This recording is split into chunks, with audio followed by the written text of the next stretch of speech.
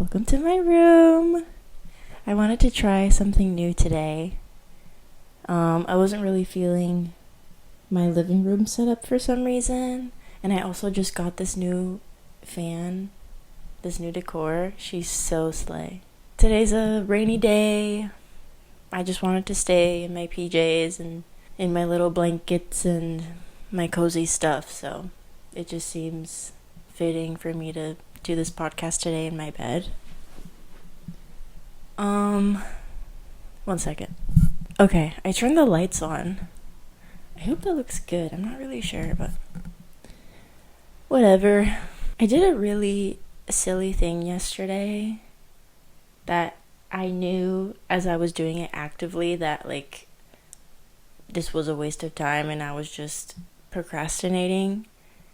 But yesterday was Saturday and I had nothing to do. I had no plans. Essentially, all of the things that needed to be done were done. Like my checklist, obviously there's always things to do, but nothing that was time sensitive or anything. And I literally just drove around. No plan, no thoughts, no nothing. And I ended up getting lost for I ended up driving for 2 hours. I went to Goodwill to drop off some stuff, which was good. That's something I needed to do. And then I went inside. So I go inside and I'm dressed cute. I'm not and it's not anything crazy. I'm wearing leggings, these flowy leggings and a little crop top. Don't let me go into Goodwill like that again, because y'all, I felt I need to get out of here. This is scary. I don't know. I wasn't messing with anyone. I was just keeping my head down, doing my thing, looking at the skirts. I was just perusing, doing my regular stuff. And for some reason, specifically at this Goodwill, there was just so much weird energy and so many weird stares. And it got to the point where I was this is... Because, I'm used to people looking at me in public and, I understand. I understand that I'm an attractive person. But this was, whoa. I don't know what happened. Maybe I'm doing my glamour magic a little too much. But holy crap. I literally put down my thing. I was going to try on the skirt, but I was it's not even worth it. I need to get out of here because I don't know what the hell's going on. And so then I started driving aimlessly again. And I don't know. I was just in a shopping mood, like a gathering. I love to gather, you guys. At work, they know me as the gatherer. I love being on my Pinterest board. I love just looking at stuff and seeing what's out there and collecting little things. Even if I don't buy it, just knowing it's out there and putting it in a file cabinet in my brain of this is beautiful, this is cute. I don't know. I love beautiful things and I love curating. I guess that's the word. And I feel beautiful things make me happy, and I think they make everyone else happy, even if they don't realize aesthetic things bring joy. I know it brings joy, and I love gathering. Anyways, where was I? Oh yeah, so I started aimlessly driving, trying to get myself out of the Goodwill. I didn't really have a game plan, and so while I was driving, I typed in the mall location, and then I got sent to a shopping center that wasn't the mall I wanted to go to. Also, why are we calling a shopping center a mall? I thought a mall was a building with multiple stores inside. Not multiple stores in the same area. Whatever. And so yeah, I get to the shopping center. Everyone and their mom is there. It was just so chaotic for no reason. And then I ended up going to the mall. Again, the same stuff starts happening to me with the stares and the looks and the whatever. I'm Have y'all never seen a girl with leggings and a crop top? I don't understand. And some sneakers? What, like... And so I buy a shirt just because I felt like, I don't know, I drove all this way, I went through all this chaos, might as well get something. I don't even know if I want to keep it. I might return it today. Like, my Saturday was so crazy for no reason. And then I drive back to my house and I realized I've been avoiding doing my big girl things. Like,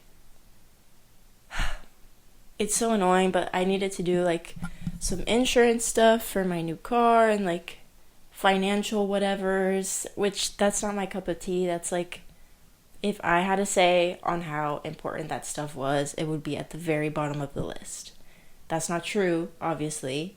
I was just like running away from it all day, and I knew I was running away from it, and my day just ended up being wasted because I didn't even do anything anyways. I was just in my car, and then just, I didn't have a fun time. I didn't have a fun time yesterday. Oh, and then I went to Home Depot to get some soil. I got these two beautiful plants the other day. I got a papaya tree. Like, they're both propagations. I got a papaya tree and I got a fig tree. Girl. So I went to get soil for that. Turns out I purchased unknowingly a package that was already opened and it had like the fungus gnats in them. Right. And so, yeah, now I'm just seeing if it dries out that the gnats will go away. It was just like, I literally just could have done my financial stuff in the morning and my day probably would have been so different because I got my priorities done. And this is all to say, do not avoid the things that you're avoiding. Please don't. When you avoid the things that you're meant to do, you are simply restricting yourself from a more joyful time or from an environment that will make you feel more content than the environment you're currently in my opinion, because I experienced it yesterday, literally. For me, once I finished the things that I needed to do, it was late in the day, but my day got so much better. Like, I allowed myself to release that weight off of me. I don't know, I was just able to face my life from a more content perspective. I feel like it's such a paradox, and it's also annoying. Because the things that you don't want to do are the things that are going to bring you the most joy in the long run. Maybe it won't be an immediate effect, but by you pushing through whatever this wall is that you've built for yourself, by collapsing that wall or by climbing over that wall or doing whatever it is you need to do to build that courage and surpass that challenge that you've built for yourself, like, that's really the only direction that we're intended to go, which is, damn, like, and the thing is, once you do the action, like, once you complete the task or, like, pursue the scary thing, you realize it wasn't really that big of a deal.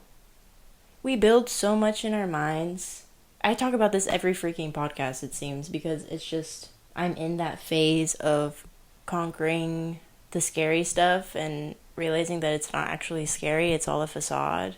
I feel like sometimes we picture our dreams to be so far away and so impossible, when in truth these are all just excuses we're giving ourselves to satiate the fact that we don't have to go there. We don't have to make this dream come true. We don't have to have all of these desires that we're wishing for. But the truth is, if you don't strive towards these things, you're slowly killing your spirit, and you're slowly making your life more mundane, slower, and not slower in a peaceful way. I mean slower in, like, you're creating so much stagnancy in your life, and you're doing it willingly. Because for some reason, it is normal to squash the things that we want for the sake of quote unquote stability or quote unquote satisfaction.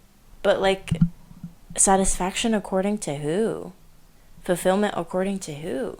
And this is something that I've been thinking about for a long time, and I'm trying to really rack my head around this.